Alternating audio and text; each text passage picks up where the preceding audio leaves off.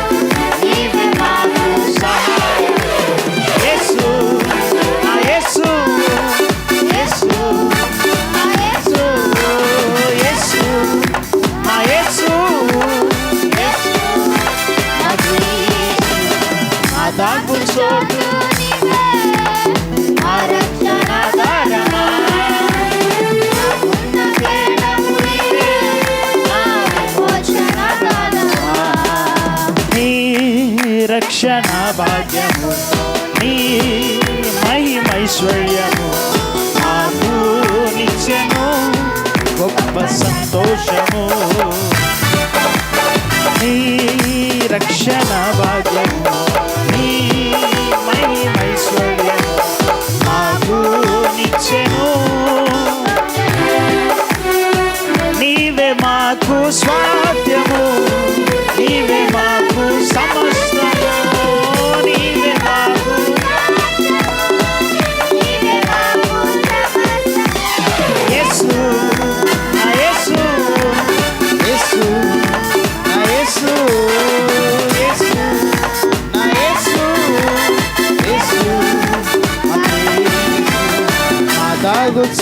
ఘనమైన దేవునామానికి స్తోత్రాలు కలుగునుగాక. హల్లెలూయా. ప్రభునందు మిక్కిలి ప్రియమైన దేవుని పిల్లారా, మీ అందరికీ ప్రభు అయిన యేసుక్రీస్తు శుభనామన వందనాలు. మరి గత సంవత్సరం నుండి ఈ యొక్క టెలివిజన్ కార్యక్రమం మరి మీ వద్దకు వస్తూ ఉంది. అనేక మంది వీక్షిస్తూ ఉన్నారు. చాలామంది ఫోన్ కాల్ చేస్తూ ఉన్నారు. వారి కొరకు ప్రార్థన చేస్తున్నాం. అయితే ప్రభు నామమును బట్టి మిమ్మల్ని మేము కోరుతున్నది ఏమిటంటే, మరి ఇది భారమైనటువంటి సేవ పరిచర్య కనుక ఈ పరిచర్యలో మీరు కూడా కొంత గుప్పిలు విప్పడానికి ప్రయత్నించాలని మీ సోదరుడిగా నేను మీకు విన్నవిస్తూ ఉన్నాను. మరి మీరిచ్చే ప్రతి రూపాయి, మీరు పంపించే ప్రతి కానుక ఈ పరిచర్యలో మరికొంతమందికి ఆశీర్వాదమును, మరికొంతమందికి మరి దీవెనకరంగా ఉండాలని దేవుని దాసుడిగా మీతోటి మరి సోదరుడిగా నేను మీకు మనవి చేస్తున్నాను. మీరు ప్రభువుని అడిగి కొంత గుప్పిలి విప్పాలని ఈ పరిచర్య కొరకు మీ వంతు మీ సహకారం అందించాలని ప్రభుపేట నేను కోరుతున్నాను. ఈ స్క్రీన్ మీద కనిపించేటువంటి మరి ఈ నెంబర్కి మీరు ఫోన్పే ద్వారా కానీ గూగుల్ పే ద్వారా కానీ మరి మీ అమూల్యమైనటువంటి కానుకలను పంపించి ఈ టెలివిజన్ పరిచర్య కొరకు మీరు గుప్పిలి విప్పాలని ఆశిస్తూ ఉన్నాను. మరి సహకారుల పేర్లు, దేవుని పరిచర్యలో సహకారుల పేర్లు ఆయన గ్రంథంలో రాయబడతాయి కనుక మీ వంతుగా మీరు మరి సహాయపడాలని మీతోటి సోదరుడిగా నేను మిమ్మల్ని కోరుతూ ఉన్నాను. దేవుడు మిమ్మల్ని దీవించునుగాక. రండి దేవుని యొక్క వాక్యాన్ని ధ్యానం చేద్దాం. అపోస్తుల కార్యముల గ్రంథము 3వ అధ్యాయము మొదటి నుంచి కొన్ని వచనాలు చదివినట్లయితే అక్కడ పుట్టినది మొదలుకొని కుంటివాడైనటువంటి ఒక వ్యక్తిని మరి దేవుని మందిరం యొద్దకు మోసుకొని వస్తున్న విధానం మనం చూస్తాం ప్రియులారా. పగలు 3 గంటలకు పగలు 3 గంటలకు ప్రార్థనా కాలమున పేతురును యోహానును దేవాలయమునికి ఎక్కి దేవాలయములోనికి ఎక్కి వెళ్ళుచుండగా పుట్టినది మొదలుకొని కుంటివాడైన ఒక మనుష్యుడు మోసుకొని పోబడుచుండెను. వాడు దేవాలయంలోనికి వెళ్ళివారిని భిక్షమడుకొనుటకు కొందరు ప్రతిదినము వానిని శృంగారమను దేవాలయపు దేవాలయము యొద్దకు ఉంచుచూ వచ్చిరి. శృంగారమును దేవాలయపు దేవాలయ ద్వారమునొద్ద ఉంచుచూ వచ్చిరి. చాలండి ప్రియమైన దేవుని బిడ్డలారా, పగలు 3 గంటల కాలములో ప్రార్థనా కాలమున అని వ్రాయబడింది. ఏ కాలం అంటే అది ప్రార్థన జరిగేటువంటి సమయంలో కొంతమంది ఈ యొక్క హ్యాండిక్యాప్డ్ పర్సన్ని, అనగా పుట్టినది మొదలుకొని కుంటివాడైనటువంటి ఒక వ్యక్తినట దేవుని మందిరం అనబడిన శృంగారం అనబడిన దేవాలయము యొద్దకు మోసుకొని తెస్తున్నారట. ఏమండి, నా ప్రశ్న ఏమిటంటే, అతడిని ఎందుకు దేవాలయం ఎదుటకు మోసుకొని రావాలి అనుకుంటున్నారు? తీసుకొని రావడం మంచిదే, కానీ అతడి యొక్క జీవితంలో అతనుకున్న లోటు ఏమిటంటే నడవలేని స్థితి. అతనుకున్న ఇబ్బంది ఏమిటంటే తన స్వతంత్రంగా దేవుని మందిరమునకు రాలేనటువంటి పరిస్థితి. అలాంటి సందర్భంలో ఆ యొక్క కుంటివాని యొక్క కుటుంబీకులు, ఆ కుంటివాని యొక్క సంబంధికులు, ఆ కుంటివాని యొక్క బ్లడ్ రిలేషన్స్, లేకపోతే బంధువులు, లేకపోతే ఆ ఇంటి వారు అతన్నట ప్రార్థనా కాలమున మందిరము దగ్గరికి మోసుకొని వచ్చేవాళ్ళట. నేను అంటాను, ఆ ప్రార్థనా కాలమున మందిరములోనికి తీసుకొని వస్తే అతడు బాగుపడేవాడు, అతనికి క్షేమం దొరికేది, అతనికి సంతోషం దొరికేది, అతనికి పరలోక రాజ్యం లభించేది, అతనికి దేవునితో ఆనందించేటువంటి ఆధిక్యత వచ్చేది. కానీ మోసుకొచ్చేవారి ఉద్దేశం ఏమిటంటే ఆ హ్యాండిక్యాప్డ్ పర్సన్ మీద లాభము పొందాలని, ఆ కుంటివాని ద్వారా వాళ్ళ యొక్క బ్రతుకులు ముందుకు కొనసాగించుకోవాలని, ఆ కుంటివానికి వచ్చేటువంటి ధనముతో చేత వాళ్ళ బ్రతుకుని ముందుకు కొనసాగించాలనే చూశారు తప్ప, ఇదిగో ఆ కుంటివాని యొక్క జీవితంలో కుంటితనము లేకుండా చేద్దామనుకోలేదండి. ఆ కుంటివాని జీవితంలో నడిచేటట్లుగా చేద్దామనుకోలేదండి. ఆ కుంటివాణిని శృంగారం అనబడిన దేవాలయం వెలుపల ఒక దిష్టిబొమ్మలా కూర్చుండబెట్టడానికే వాళ్ళు ఇష్టపడ్డారు తప్ప, దేవాలయంలోనికి తీసుకుని వెళ్ళి దేవుని మహిమపరిచే విధంగా, దేవుని మహిమ అతని మీదకి వచ్చే విధంగా, దేవుని యొక్క మందిరములో అతనికి స్వస్థత కలిగించే విధంగా దేవుని పరిచయం చేద్దామని, దేవుని యొక్క సన్నిధిలో ఆ ప్రార్థనల ద్వారా ప్రతిఫలము పొందుదామన్నటువంటి ఆలోచన ఆ మోసుకొచ్చే వాళ్ళకి లేదండి. ఈ రోజున మనలను ఒక పావులుగా వాడుకున్నటువంటి ప్రజలు నీ చుట్టూ నా చుట్టూ ఉన్నారు.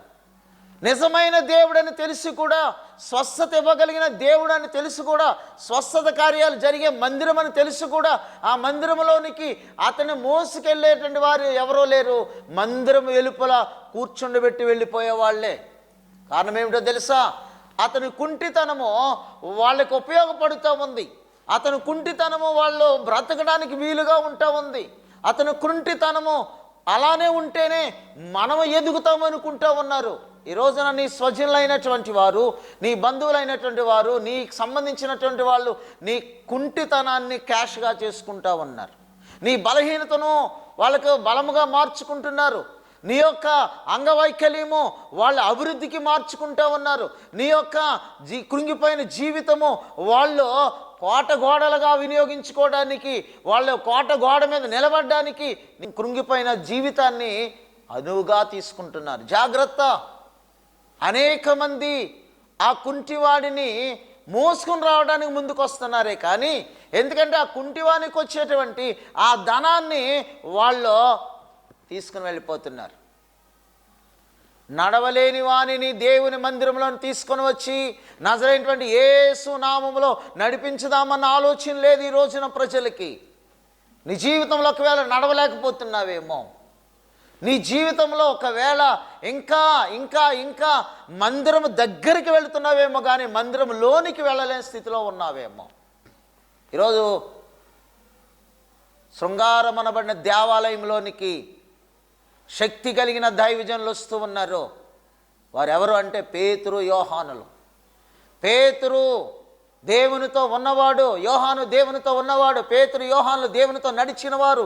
పేతురు, యోహానులు దేవుని యొక్క పరిచర్యలో ఉన్నటువంటి వారు, దేవునితో నడిచిన వారు, దేవునితో ఉన్నవారు, దేవుని కార్యాలు కళ్ళారా చూసినటువంటి వాళ్ళు, దేవుని యొక్క శ్రమలను చూసినటువంటి వాళ్ళు, దేవుని ప్రేమ ఎంతో కూడా వాళ్ళు గమనించిన వారిగా ఉన్నారు. అలాంటి వాళ్ళట ఆ మందిరంలోనికి వర్తమానం ఇవ్వడానికి వెళ్ళినప్పుడు ఈ దిష్టి బొమ్మలా ఉన్నటువంటి దేవాలయం వెలుపల కూర్చున్నటువంటి వాడిని చూశారంట. దైవజనుల ఉద్దేశము, దైవజనుల చూపు ఎవరి మీద ఉంటుంది అంటే కృంగిపోయిన వారి మీద దైవజనుల చూపు ఉంటుంది, బలహీనులైన వారి మీద దైవజనుల చూపు ఉంటుంది. ఇదిగో కన్నీరు కార్చే వారి మీద దైవజనుల చూపు ఉంటుంది, నడవలేని వారి మీద దైవజనుల చూపు ఉంటుంది, దేవుని యొద్దకు రాలేని వారి మీద దైవజనుల చూపు ఉంటుంది. వెంటనే ఆ దిష్టి బొమ్మలాగా ఉన్నటువంటి ఆ యొక్క కుంటితరము కలిగినటువంటి వ్యక్తిని దైవజనులు ఇరువురు చూశారంట మందిరంలోనికి వస్తూ. వాళ్ళు మాకెందుకులే అనుకోలేదండి. అతను కూడా మాకెందుకులే, మందిరం వెలుపల కూర్చున్నాడు కదా, మనకు కావాల్సింది మందిరం లోపల ఉన్న వాళ్ళు కావాలి, దేవుని ఆరాధించే వాళ్ళు కావాలి, దేవుని భక్తి కలిగిన వాళ్ళు కావాలి, దేవునితో సహజీవనం జీవించే వాళ్ళు కావాలి, దేవునితో మాట్లాడే వాళ్ళు కావాలి, దేవుని యొద్దకు వచ్చిన వాళ్ళు కావాలి అని అనుకోలేదు. వాళ్ళు కలిగిన ఉద్దేశం ఏమిటంటే ఈ వెలుపల కూర్చున్న వ్యక్తి ఎవరు అని ఆలోచన చేశారు. ఇతడు ఎందుకు బయట కూర్చున్నాడని ఆలోచన చేశారు. ఇతను ఎందుకు బాధపడుతున్నాడని ఆలోచన చేశారు. ఇతను ఎన్నాళ్ళు ఇక్కడ కూర్చుంటున్నాడని ఆలోచన చేశారు. ఈ మందిరం దగ్గర వెలుపట ఎవరో కూర్చోకూడదు, కూర్చుంటే నా దేవుని మందిరంలోనే కూర్చోవాలని ఆలోచన చేశారు వాళ్ళు. ఆ వ్యక్తితో మాట్లాడుతున్నాడు పేతురు. మా తట్టు తేరి చూడమన్నారు. మా తట్టు చూడు, నీ దృష్టి మా మీద ఉంచు, నీ మనసు మా మీద ఉంచు, నీ ఉద్దేశాలు మాకు అప్పగించు, నీ తలంపులు మార్చుకో అని అన్నప్పుడు అతడేమో ఇంకా దైవజనులు చక్కగా ఉన్నారే, చక్కగా తెల్లటి వస్త్రాలు ధరించుకున్నారే, బలము కలిగి ఉన్నారే, వాళ్ళ ముఖాల్లో ప్రకాశత కలుగుతుంది, వాళ్ళ ముఖాల్లో చక్కగా ఆనందం కనబడుతుంది, వాళ్ళ ముఖాల్లో ఇవ్వగలనటువంటి ఆలోచన ఉందని అతడు ఏమిస్తారా అని చూస్తున్నాడు. దైవజనులు ఏదైనా ఇస్తారండి.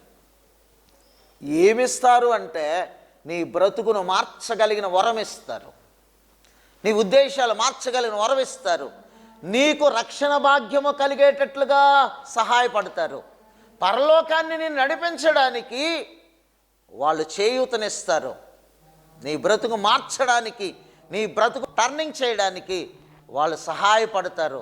ఎందుకంటే దైవజనులు దేవుని దూతలని వ్రాయబడం. దేవుని దూత ఉద్దేశం ఏమిటంటే నిన్ను లేవనెత్తడమే. దేవుని దూత ఉద్దేశం ఏమిటంటే దేవుని రాజ్యానికి వారసత్వం కల్పించడమే.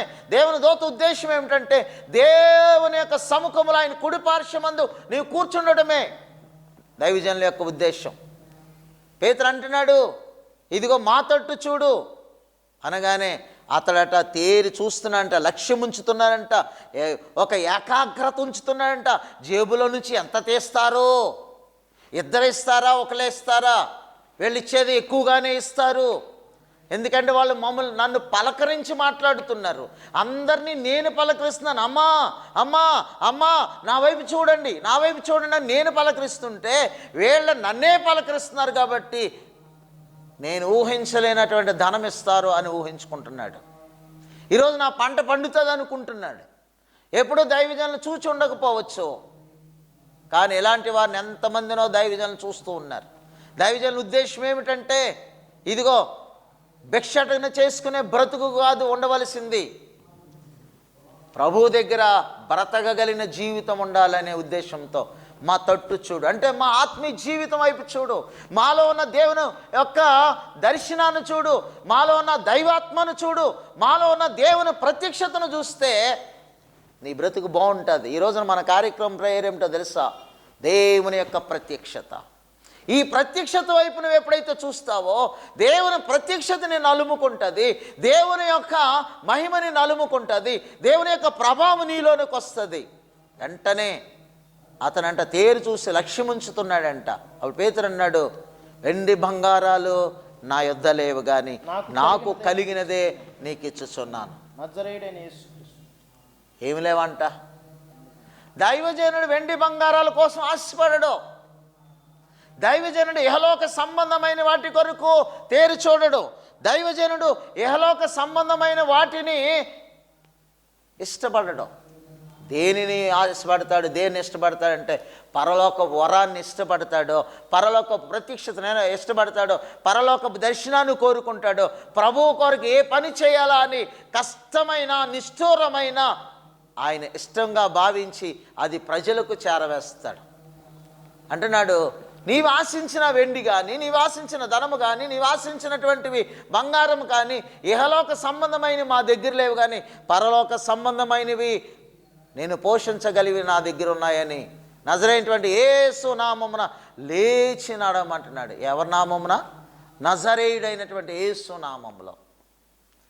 వాళ్ళ బలము గురించి వాళ్ళు ఆలోచన చేయట్లా. ఇదిగో మేము బలవంతులం అని చెప్పటలా. నజరేయుడైనటువంటి యేసు నామములో నీ జీవితంలో అద్భుతం జరగాలంటే యేసునామం ద్వారా తప్ప ఏ విధమైనటువంటి లాభం, ఏ విధమైనటువంటి యోగ్యత, ఏ విధమైనటువంటి ఆశీర్వాదం రాదు. పేతురుకు తెలుసు ఆ విషయం. నాకు కలిగినదే నీకు ఇచ్చుచున్నా. ఈ రోజున దైవజనుడికి ఏది కలిగితే అది నీకు ఇవ్వడానికి ఇష్టపడుతున్నాడు. ఏలియా అంటున్నాడు ఎలీషాతో, ఏలియా పరమునకు వెళ్ళకముందు తన శిష్యుడైనటువంటి ఎలీషాతో అంటున్నాడు, శిష్యా ఎలీషా నీకేం కావాలి నా ద్వారా? అప్పుడు అన్నాడు, ఊహించలేనటువంటి ఆశీర్వాదం అడిగాడు. అయ్యా నీకు కలిగిన ఆత్మలో నాకు 2 పాళ్ళు ఆత్మ కావాలన్నాడు.